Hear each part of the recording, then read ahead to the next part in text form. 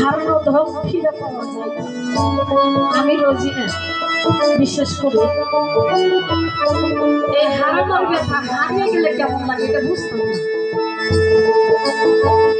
আমার বাবা ডাক দিয়ে কয়, রোজিনা মামা আমি গান গাই। যখন আমি ক্লাস 9 থেকে গান স্টার্ট করছি, আমি কবি জগতে হাই সেকেন্ডারি পাস করছি।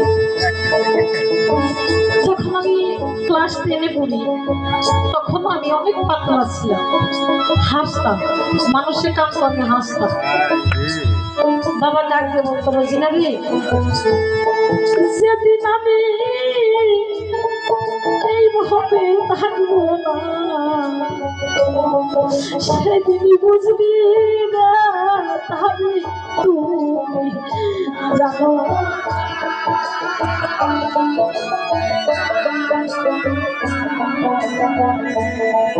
আমি যেদিন থাকবো না সেদিন বুঝবি হারাইয়া গেলে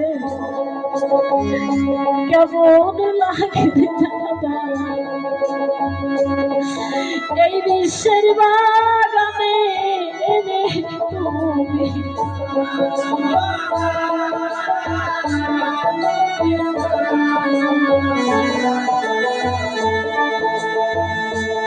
হারাইয়া গেলে কেমন লাগে। আর হারানোর ব্যথা কেউ কি বোঝানো যায়? হারিয়ে গেলে কেমন লাগে এই ব্যথাটাকে কেউ বোঝানো যায় না। যেদিকে যার হারিয়ে যাবে সেই দিন কিন্তু বোঝা যায়।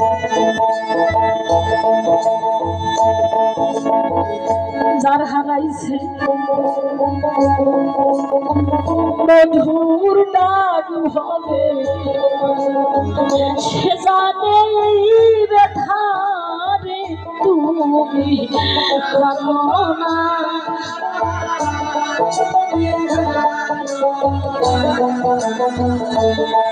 আমাদের টেকা টেকা ভাই তাদেরকে বলছি, ও দাদা যেদিন মা বাবা থাকবো না দেখবা তোমার জন্য আর কেউ পয়সা থাকবো না।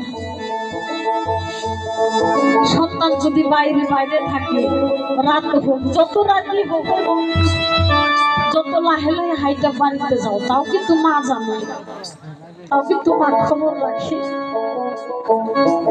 মা কিন্তু জানে যে আমার সন্তান বাসায়।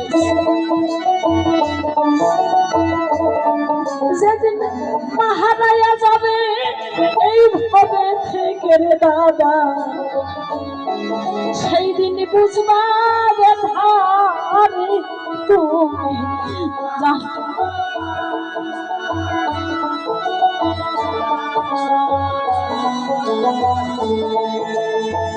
কত মানুষ বসে থাকে রে বাবা, বান্ধব নাই সংসারে তুমি জানো না।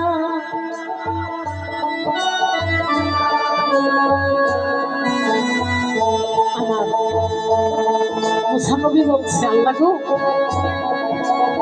তুমি জানিয়ে দাও সকল লোক জানো মা বাবার সেবা করে, মাকে চিনে, বাবাকে চিনে, বড় ভাইকে চিনে।